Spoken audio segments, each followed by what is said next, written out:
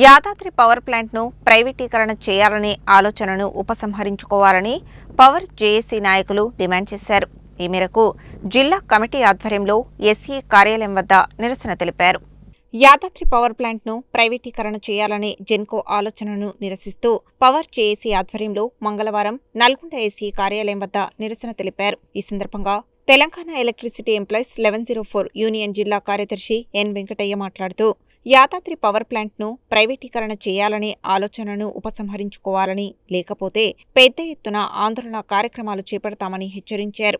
ఈ కార్యక్రమంలో కార్యనిర్వాహక అధ్యక్షులు టి శ్రీనివాస్, నల్గొండ డివిజన్ అధ్యక్షులు పి రాంబాబు, నల్గొండ డివిజన్ సంయుక్త కార్యదర్శి ఎండి అయూబ్, జిల్లా ప్రచార కార్యదర్శి పివి నాయక్, కంపెనీ నాయకులు బి ముత్తయ్య, ఎంఏ ఫర్ఫేజ్తో పాటు తదితర ఉద్యోగులు పాల్గొన్నారు.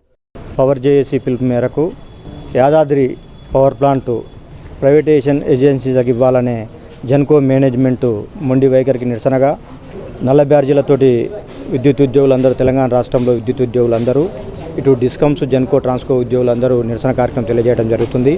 ఈరోజు సాయంత్రం పవర్ జేఏసీ నాయకత్వం మరొకసారి మేనేజ్మెంట్తో చర్చలు జరిపి, మేనేజ్మెంట్ కాక వెనుకకు తగ్గి ప్రైవేటైజేషన్ని వెనుకకు తగ్గితే ఏం లేదు, లేకపోతే ఈ ఉద్యమాన్ని ఉధృతం చేసి జేఏసీ, రాష్ట్ర జేఏసీ ఏ పిలుపునిచ్చినా కూడా, ఎటువంటి ఉద్యమాలు చేయమన్నా కూడా మేము చేస్తానికి సిద్ధంగా ఉండి, మన ప్రాంతంలో, మన నల్గొండ జిల్లాలో 1000 ఎకరాలు గిరిజన తండాలు ప్రభుత్వానికి ఇచ్చి, అదే ఏజెన్సీ ఆ తండాలలో మన పవర్ ప్లాంట్ నిర్మించుకొని నిరుద్యోగులకు ఉద్యోగాలు వస్తాయని, తెలంగాణ నిరుద్యోగులు ఎంతోమంది ఇంజనీర్లు అవుతాయని, ఆ పవర్ ప్లాంట్లో మా పిల్లలకు ఉద్యోగాలు వస్తాయని మన తెలంగాణ ప్రజలు ఎదురు చూస్తుంటే, ఈ ప్రభుత్వం మొండిగా, జెన్కో యాజమాన్యం కూడా మొండిగా ప్రైవేటైజ్ చేయడానికి ముందుకు వెళ్తున్నది.